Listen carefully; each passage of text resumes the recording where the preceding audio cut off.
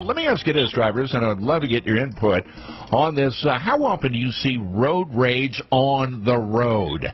You know, do you see it once a day, twice a day, maybe once a week? How often do you see this? And you can pretty much spot road rage. I mean, somebody's like really driving aggressively, maybe chasing somebody. I mean, really cutting it very close out there. And you know something is really going on. So let's hear from you. How many times a week do you see examples of road rage?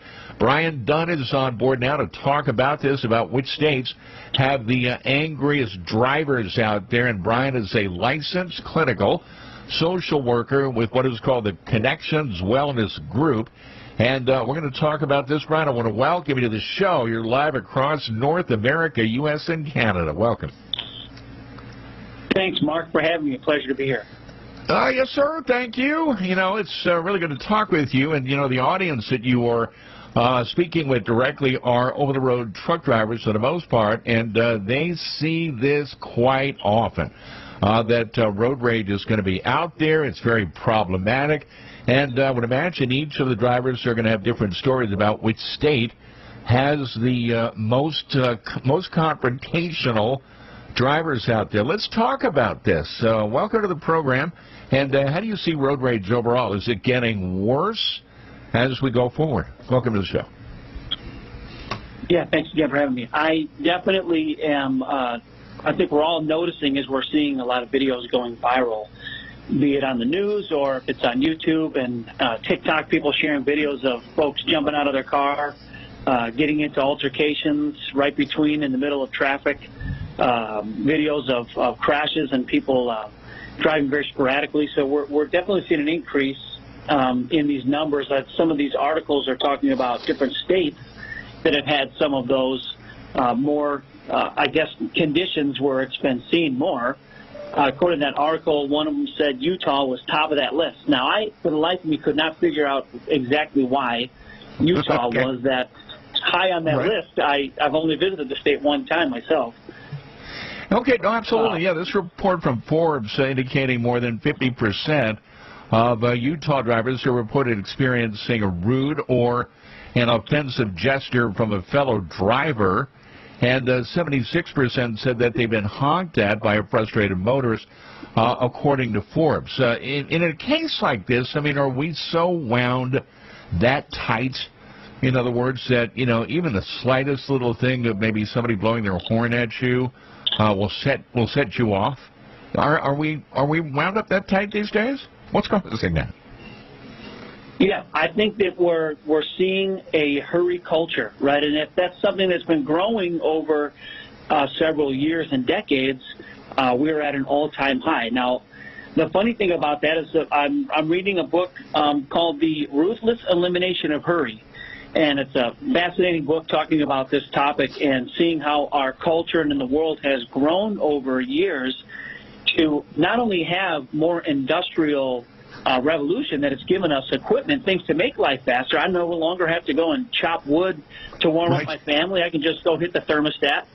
I don't have to go and hunt and gather. I can just cook something or go through the drive-through. Yet somehow we still have less time. Yes. Yeah, oh, absolutely. So does this mean we need to maybe prioritize a whole heck of a lot better the things we're doing out there so we don't run into that frustration spilling over behind the wheel? Yeah, that's right. I think there's going to be probably some ways that people are going to have to be more mindful, maybe more proactive. If they know that they're prone to this, it's one thing. So I'll speak to the person that maybe feels like they have this problem where their life's constantly in a hurry and they're going from one event to the next, and they're taking a little top 10, which I'll show you in a little bit. I'll list off this way that people can kind of calculate if they're in this category. I think it's very interesting. And I think that when you start to see yourself that you have that issue, you've got to take a step back and analyze, evaluate, and discern what are the things contributing to that? Is it my lack of sleep? Is it my morning routine? Is it that I've not given myself enough time? Are there other conditions that I'm adding to that component? That I didn't eat something before I left, and now I'm on an empty stomach with a full cup of coffee. Right? Oh, wow.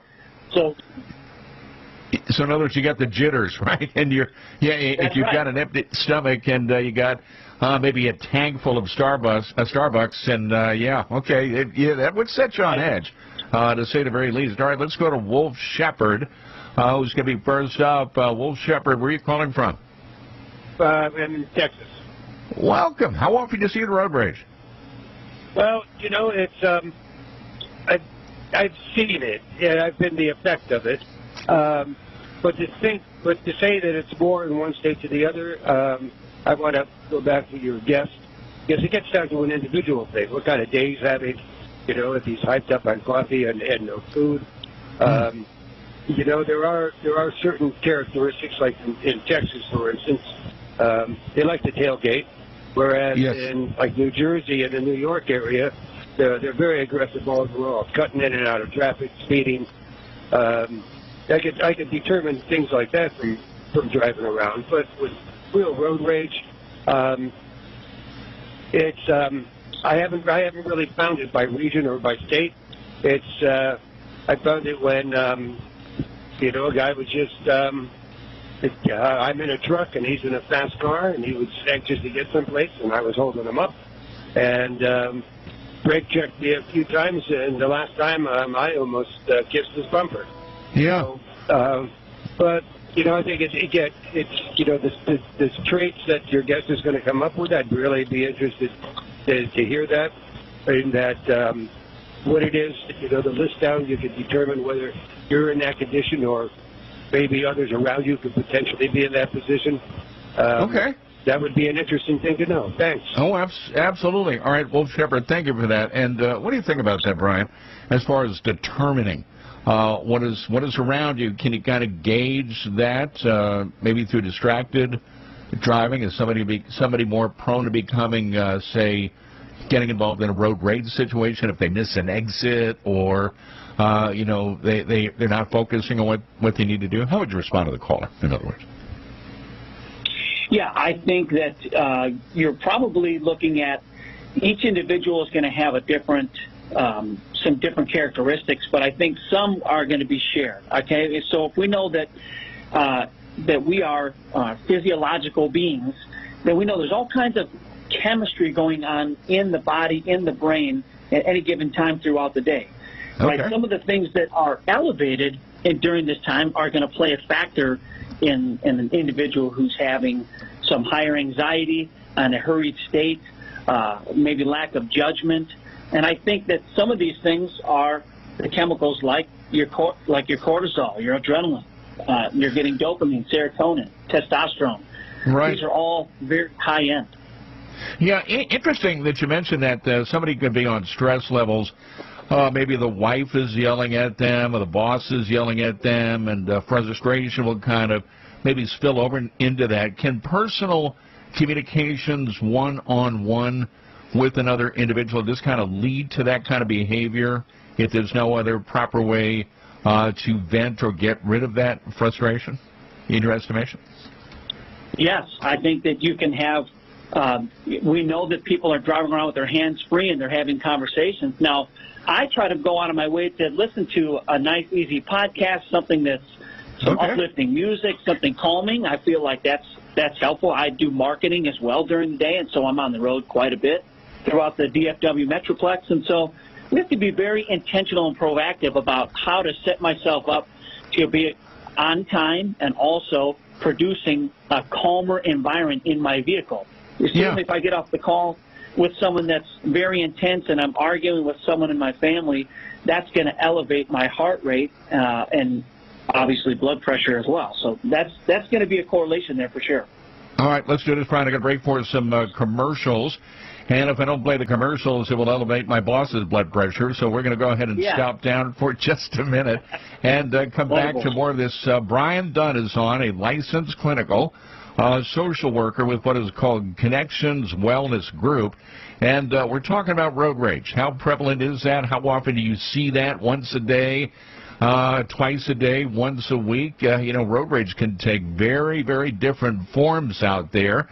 And unfortunately, sometimes road rage has resulted in people getting killed or seriously injured. So we'll talk about that when we come back on the other side. Stay tuned. I'm Mark Willis in suburban Dallas, Fort Worth, live across North America, SiriusXM 146. Don't go away. Long-haul driving and road dog trucking. Two great tastes that taste great together. Find us online And on the SXM app.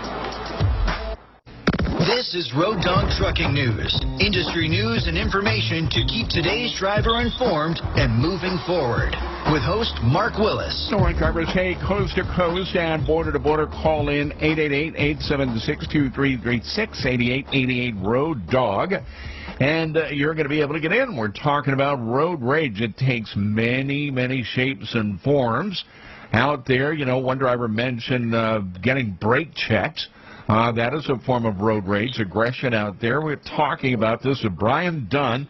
He is a licensed clinical social worker with what is called the Connections Wellness Group. And, Brian, thank you very much for joining me on the show.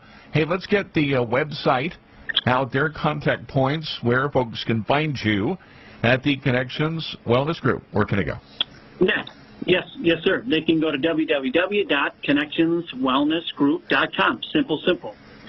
Okay, outstanding. Thank you very much for doing this and joining me on the program. And great ideas, suggestions about, finding ways to bring down that stress level when you are getting in your vehicle. You know, don't take that stress with you.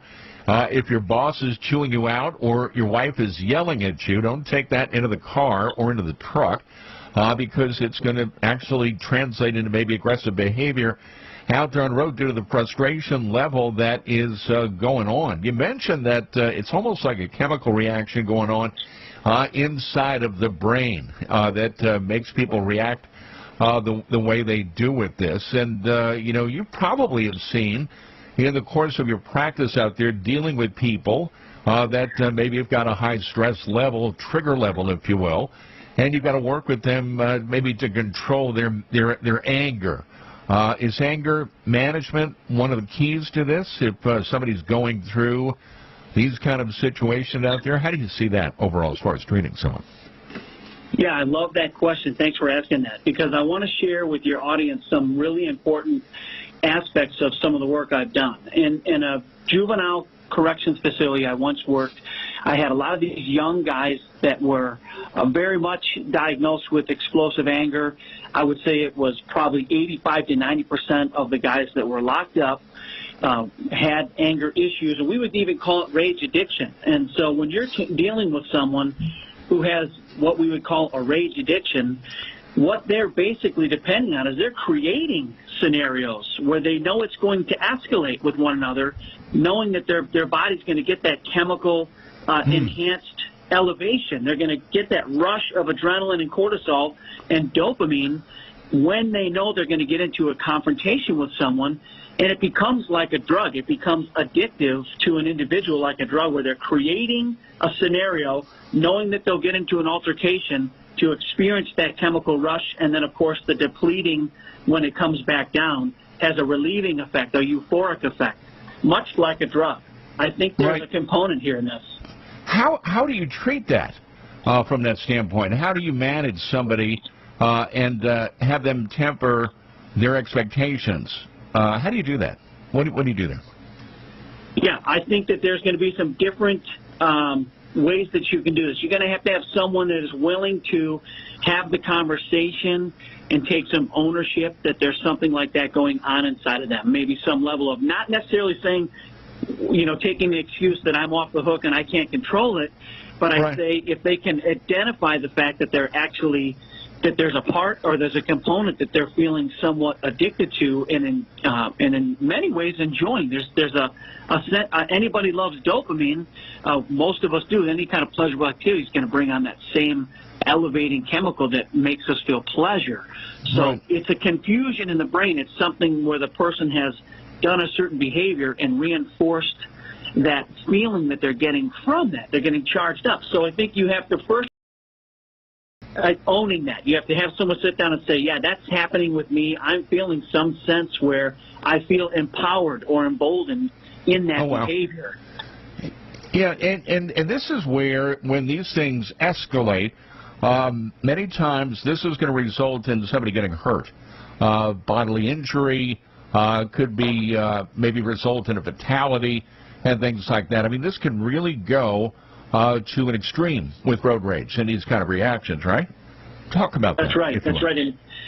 And I also want to say that when you're trying to work with an individual and they're looking for some real practical things that is going to help them deal with some of this, it really starts the night before. If you think about, one of the things I try to work with my clients is look at your evening routine and what are you doing at the end of the night. A lot of people will describe to me saying, you know, I'm working, I'm busy, I'm running around, or if they're a student, I'm studying, then I get home, I'll eat some food, then I'll binge on some Netflix, and then I'll go into some social media, and then I'll hit that light out and go to sleep. Well, imagine all the stimulation that person has gone through is going to have probably a difficult time relaxing. So I try to teach people to create an evening routine that helps them kind of come in for a landing. Instead of a crash landing, how do we create a buffer window where we turn off electronics, do some calming type activities, take that hot shower or bath, and then give yourself an hour to really decompress the day, prepare for the next day, prepare your body for sleep.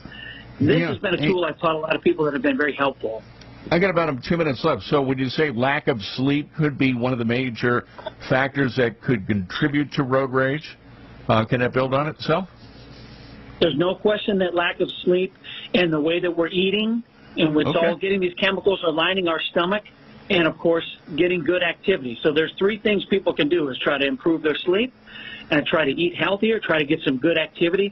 We know that when a person literally is running on a treadmill, they're forcing adrenaline that's been built up in their body. They're forcing it out of their body. So right there, you're bringing those levels down, and you're getting a calmer individual right out the door.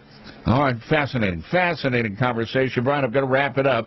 I've got about 30 seconds left, and thank you for joining me on the program. Brian Dunn, licensed clinical social worker with what is called the Connections Wellness Group. And real quick, one more time, I've got 20 seconds, your website. Where can folks go? Yeah, they can go to www.connectionswellnessgroup.com, and there's plenty of people out there to help them out. All right, very good. Thank you, man. We'll do it again. I appreciate you joining me on the program. Fascinating.